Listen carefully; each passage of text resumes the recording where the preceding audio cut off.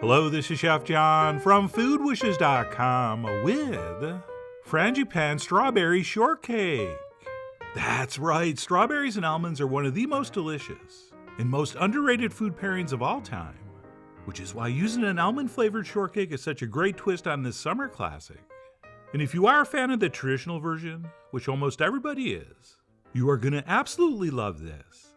And to get started, I'm going to butter and then line with parchment paper 4 ramekins. And these are a fairly standard size, about 5.5 ounces. But if you want, you can use a muffin tin or just a regular baking dish and then cut squares.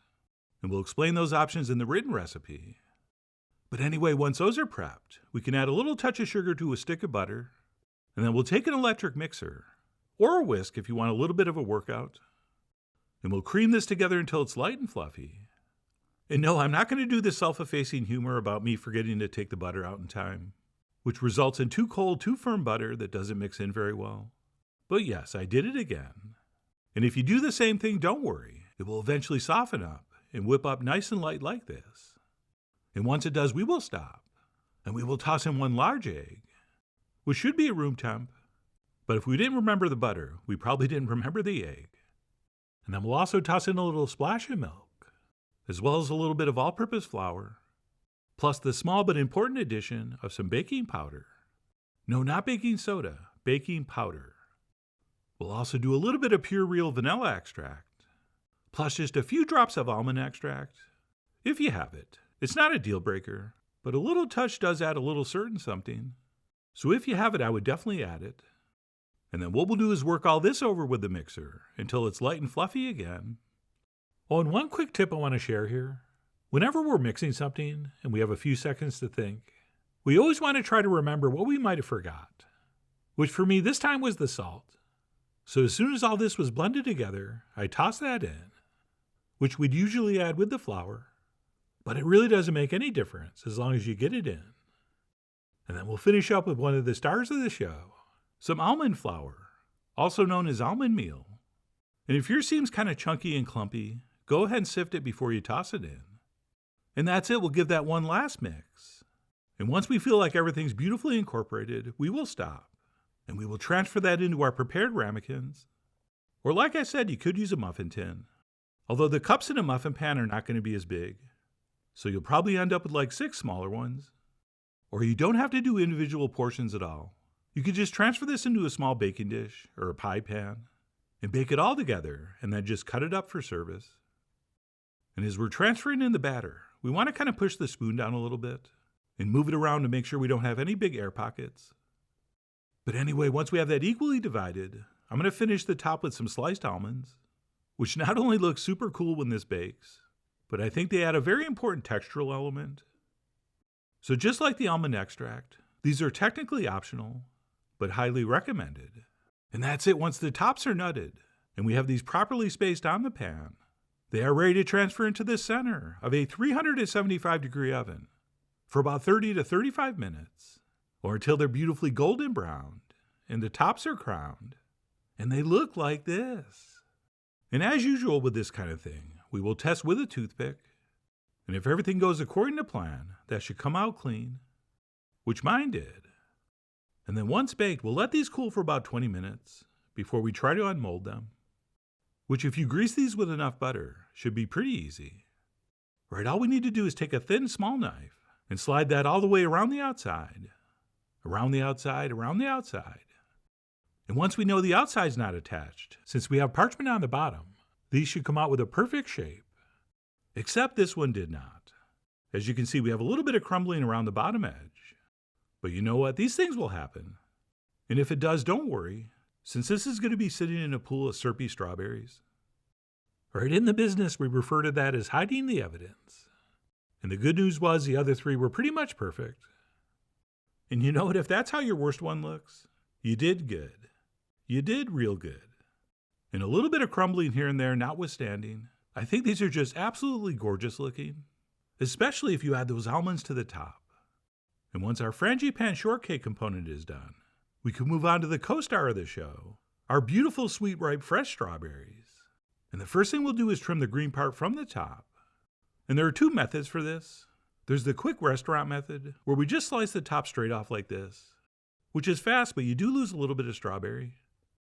And then there's the other method, where we just take the very tip of the knife, and we stick that in the top at about a 45-degree angle, and just cut all the way around, which takes longer, but you don't lose as much strawberry. So you'll have to decide which way to go. I mean, you are, after all, the Martin Mull of your hull, which is what that green top is called. And that's it. Once those are trimmed, we'll simply slice them up, about every 1/8 inch or so. And if some of your strawberries aren't quite as ripe as others, you can slice those a little bit thinner. And then if you have some that are extra ripe, you can slice those a little thicker. And that's just so they macerate a little more uniformly, which is going to be the next step. And to do that, we will take our strawberries and we will add some white sugar to the bowl, and we will give this a thorough mixing. And all maceration means is adding sugar to a fruit and then giving it time to draw out all those sweet, delicious juices, which basically, if you let it sit long enough, will produce the most incredible strawberry syrup you've ever tasted. So like I said, we'll give that a very thorough mix and then cover it and let it sit on the counter for about 20 minutes, at which point we'll uncover it and give it another mix. And each time you do this, it's going to get juicier and juicier, and syrupier and syrupier.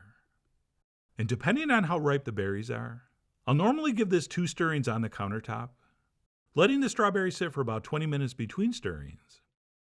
At which point, if they're looking nice and juicy like this, I'll transfer them into the fridge, where I like to let them sit for a couple hours before we serve this up. So that's exactly what I did. And after a couple hours in the fridge, my berries look like this. And as predicted, we produced a ton of that syrupy liquid, which for me personally is the most important part of a strawberry shortcake. And then as far as service goes, what we'll do is take one of our Frangipane shortcakes, and what we'll do is go around with a knife and cut it in half like this, which is definitely optional. You could just serve these as is. But by cutting it in half, we're going to get a little more height. Plus, the top of this thing is so beautiful, I would hate to cover it up with strawberries. Speaking of which, let's go ahead and ladle a generous amount of those macerated berries over the bottom section. And by the way, this recipe is going to make 4 very, very generous portions. And as you saw, we have plenty of that strawberry syrup, so do not be shy. And that's it. We will use the top to top the top. And then I don't know about you, but I have to have whipped cream for my strawberry shortcake. So we'll go ahead and pipe on or scoop on some of that. And by the way, if you're one of these people still buying whipped topping, please stop and watch our how to make your own whipped topping video, which is ridiculously easy.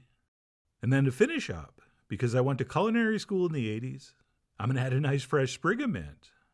And that's it. Our Frangipane strawberry shortcake is ready to enjoy. And that, my friends, according to me and my lovely and talented wife, Michelle, is the best strawberry shortcake. Okay, I'm not exactly sure what it is, but almond seems to intensify the flavor of strawberry. And somehow, some way, the strawberry seems to improve the flavor of the almond. And they just work together here in perfect harmony. But you know what? Let's not overthink it or try to over-explain it. After you take a few bites of this, you will understand. And if you can't be bothered to whip up some cream, a nice scoop of vanilla ice cream would also be absolutely perfect here, especially on a nice hot sunny day, which is when you should really be enjoying these. But no matter when you indulge or what you serve alongside, if you're a fan of strawberry shortcake, there's no way you're not going to love this, which is why I really do hope you give this a try soon. So please follow the links below for the ingredient amounts, a printable written recipe, and much more info as usual. And as always, enjoy.